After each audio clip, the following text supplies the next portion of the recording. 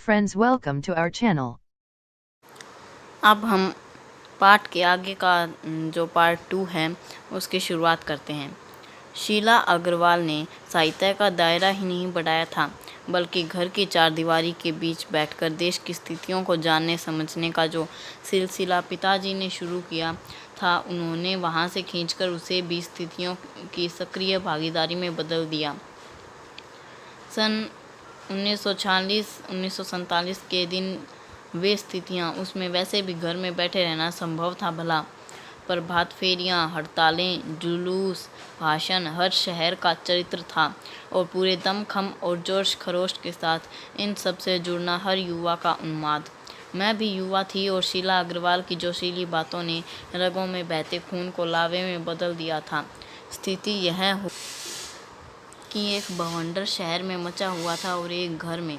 पिताजी की आज़ादी की सीमा यहीं तक थी कि उन उपस्थिति में घर में आए लोगों के बीच उठूं बैठूं जानूं समझूं, हाथ उठाकर नारे लगाती, हड़तालें करवाती, लड़कों के साथ शहर की सड़कें नापती, लड़की को अपनी सारी आधुनिकता के बावजूद बर्दाश्त करना उनके लिए मुश्किल हो रहा था, तो वे किसी की दी हुई आज़ादी के दायरे में चलना मेरे लिए।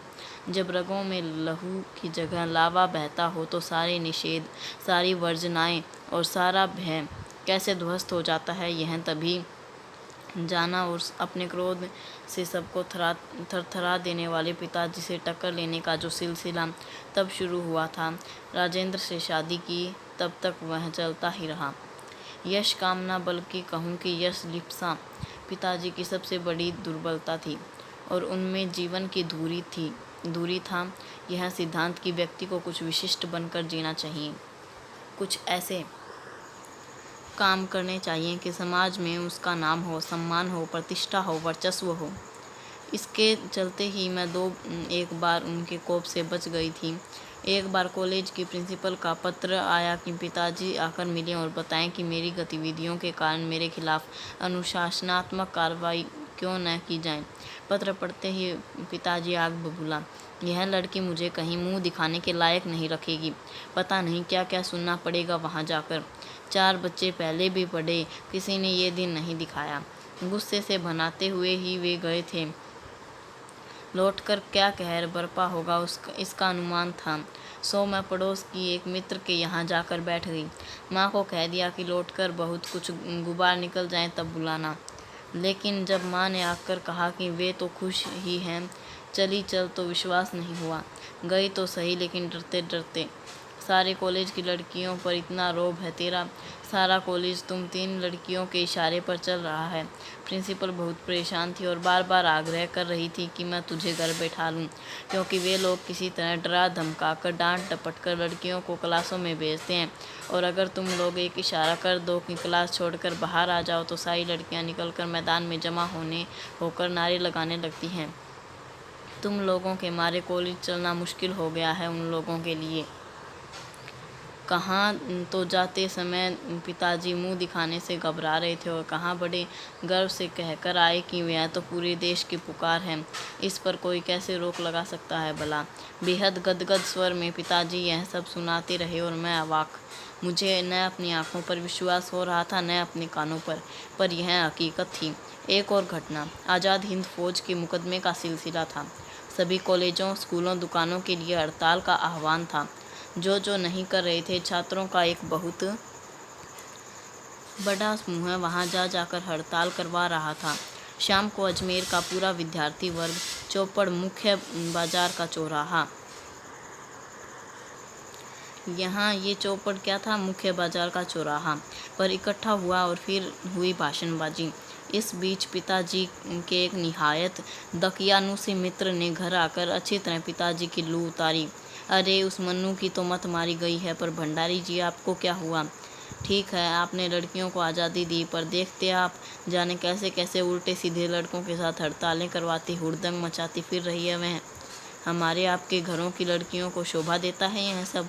कौन मान मर्यादा, इज्जत, आबरू का ख्याल भी रह गया है आपका या नहीं?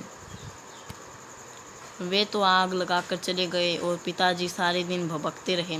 बस अब यही रह गया है कि लोग घर आकर थू थू करके चले जाएं। बंद करो अब इस मन्नू का घर से बाहर निकलना। इस सब से बेखबर मैं रात होने पर घर लौटी तो पिताजी के एक बेहद अतरंग और अभिन्न मित्र ही नहीं, अजमेर के सबसे प्रतिष्ठित और सम्मानित डॉक्टर अम्बालाल जी बैठे थे। जब देखिएगा घर लौटी तो कौन बैठे थे? डॉक्टर अम्बालाल। मुझे देखते ही उन्होंने बड़ी गर्मजोशी से स्वागत किया। आओ आओ मन्नू, मैं तो चौपड़ पर तुम्हारा भाषण सुनते ही सीधा भंडारी जी को बधाई देने चला आया। I am really proud of you. क्या तुम घर में घुसे रहते हो भंडारी जी? घर से निकला भी करो। You have missed something. और वे धुआंधार तारीफ करने लगे।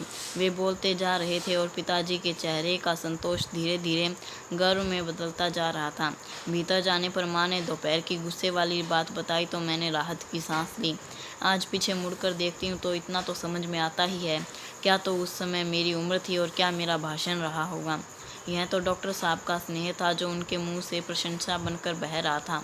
या यह भी हो सकता है कि आज के 50 साल पहले अजमेर जैसे शहर के चारों ओर से उमड़ती भीड़ के बीच एक लड़की का बिना किसी संकोच और झिझक के यो धुआंधार बोलते चले जाना ही इसके मूल में रहा होगा।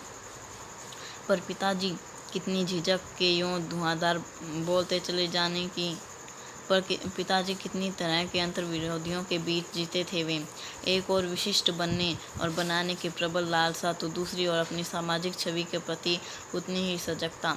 पर क्या यह संभव है? क्या पिताजी को इस बात का बिल्कुल भी एहसास नहीं था कि इन दिनों तो रास्ता ही टकराहट का है?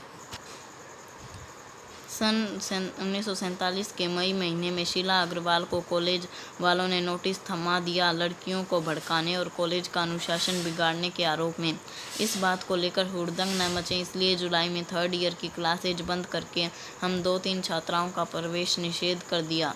हुड़दंग तो बाहर रहकर भी इतना मचाया कि कॉलेज वालों को अगस्त में आखिर 3rd ईयर खोलना पड़ा।